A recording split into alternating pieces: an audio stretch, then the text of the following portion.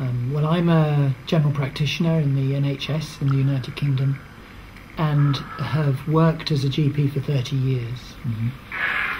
And during that time, I have had a transformation, really, starting with an almost exclusively scientific education based on fixing people up who have health problems, and doing the conventional medical thing, making a diagnosis, and knowing how to work the levers of modern technocratic medicine. But even from an early stage, I was actually more interested in the people than in the diseases that they had. But I didn't know how to express that. Nothing in my education enabled me really to understand that feeling. So through experience and trial and error, I got to understand what helped people, that people were helped by a caring relationship, that people needed human contact and space in which to express their fears and worries and their dissatisfaction with their life. And the extent to which general practitioners practice conventional mainstream technocratic medicine to the benefit of their patients is quite limited, in my view, compared with the benefit that comes from having a space to express themselves and a human being who will hear and hopefully understand. But gradually I found, though I enjoyed that enormously and got great affection for the patients that I got to know very well over the years, and their families and their children as they grew up and started having children themselves, I felt more and more frustrated through not really understanding how to take this any further. So when, 3 and a bit years ago, I retired from the practice as a full-time GP, because being a full-time GP is a very full-time job and it doesn't really leave space for exploring. So a bit before I retired, and since I retired from the practice, of which I was a partner, I've been learning through reading and understanding really that the core of health and much of the core of suffering is within the community and the family in which people live and grow up, and that I needed to understand more of that. And really that has led to planning a project in the town in which I was a GP for so many years, and therefore have so many connections and networks, people call them, don't they? To plan a project which would set about trying to improve the health and well-being of that community, so that the community is healthier and more vibrant, and therefore the people in it are healthier and more vibrant. And I'm not doing this in a vacuum, obviously.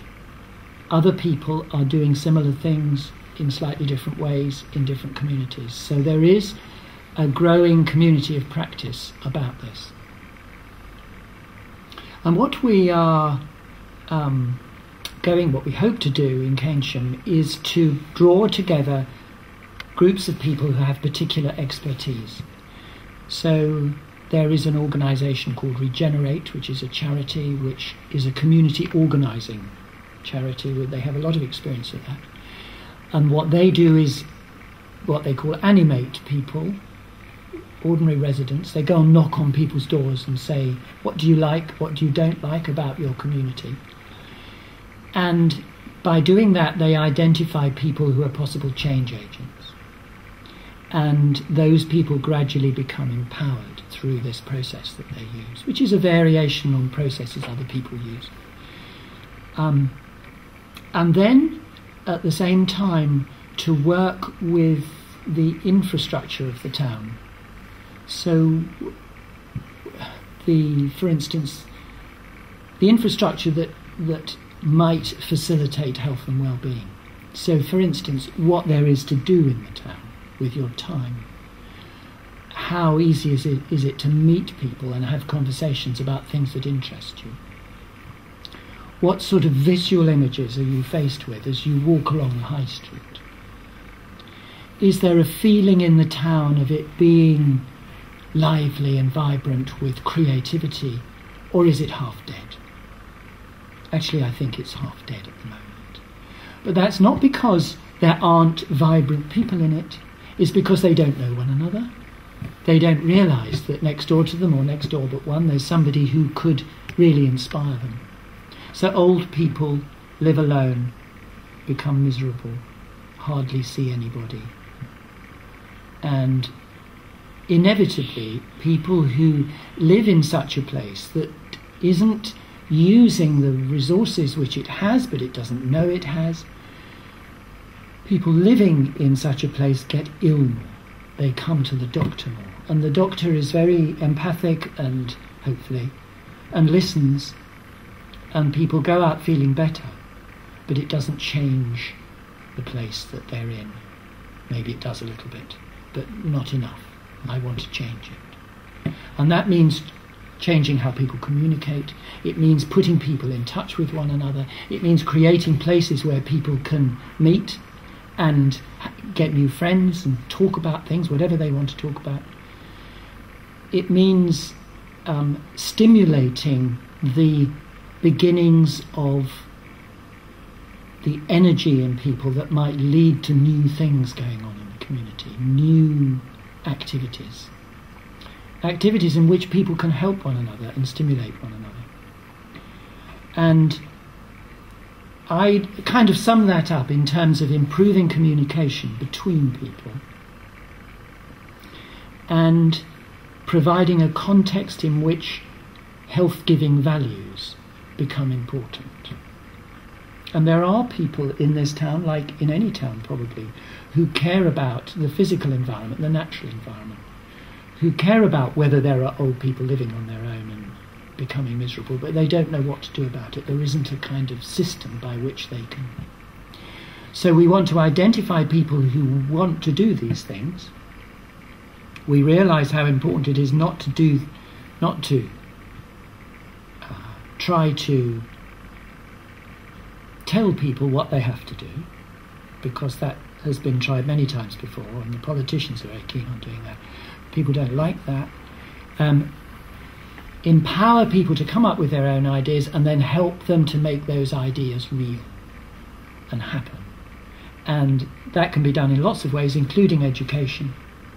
So if there's a group of people who want to learn how to care for their neighbours, how to cope with someone who has dementia, who goes out in the middle of the night in their nightie, and if there is a group of people who want their neighbourhood to be less litter strewn, how do they go about doing that? So those sorts of things, which is about inspiring people, providing infrastructure. It costs money, so money has to be acquired from somewhere.